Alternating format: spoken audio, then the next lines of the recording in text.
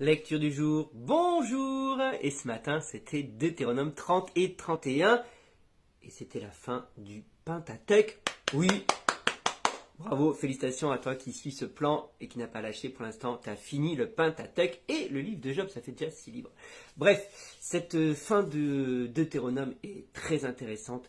Déjà, tu as lu samedi 28, 29, où il y a les bénédictions que Dieu promet au peuple s'il obéit, hein, et oui, c'est conditionnel, l'obéissance, ainsi que les malédictions s'il désobéit. Tu as la carotte et le bâton.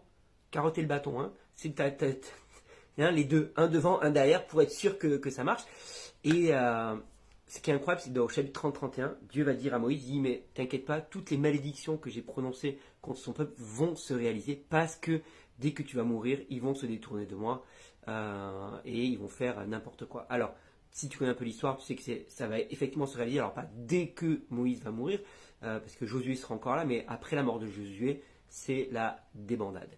Et c'est impressionnant, tu peux trouver dans l'histoire combien les malédictions se sont réalisées. Le peuple a été à nouveau déporté, le peuple a à nouveau été chassé de sa terre, a été dispersé sur la surface de la terre. Mais Dieu dit aussi, mais ce peuple reviendra à moi, et on le voit aussi. On voit aussi qu'il y a eu un retour en terre d'Israël, qu'aujourd'hui les Juifs, il y a beaucoup de Juifs religieux, alors qu'au début du siècle dernier, au début du XXe siècle, il n'y avait pratiquement plus de Juifs pratiquants en terre d'Israël. Aujourd'hui, ils sont pléthores et très pratiquants. Et tout ce que Dieu dit, c'est accompli. C'est juste impressionnant. Et ce qui est intéressant, et moi j'aime cette phrase parce que c'est encore un défi pour nous aujourd'hui, c'est là où on voit la bonté et la grâce de Dieu. Dieu dit, je mets devant toi la vie et la mort. Choisis la vie afin que tu vives. Ça a du sens. Et pourtant les Israélites vont choisir la mort.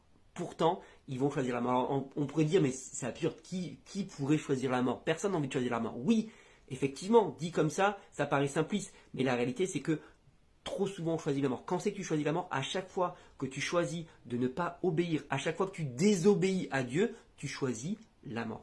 À chaque fois que tu obéis, tu choisis de faire confiance à Dieu, tu choisis la vie. Et donc, oui, effectivement, s'il y avait juste mort-vie, tout le monde irait vers la vie, sauf que tout le monde va vers la mort parce qu'ils ne se rendent pas compte que la mort, se traduit par la désobéissance, tout simplement. Et aujourd'hui, c'est encore valable. Ce que Dieu a dit au peuple d'Israël, il le dit encore à l'humanité entière. Je mets devant toi la vie et la mort. Choisis la vie afin que tu vives. Et aujourd'hui, les gens choisissent la mort, choisissent de ne pas croire, choisissent de désobéir, et après disent, ouais, mais c'est pas juste, Dieu est injuste, il y a la mort qui m'attend au bout de ce chemin, c'est vraiment pas juste. Mais Dieu t'a mis le choix, il y a deux chemins. Choisis le bon chemin et tu vivras, tout simplement. Je te souhaite une bonne journée, une bonne semaine.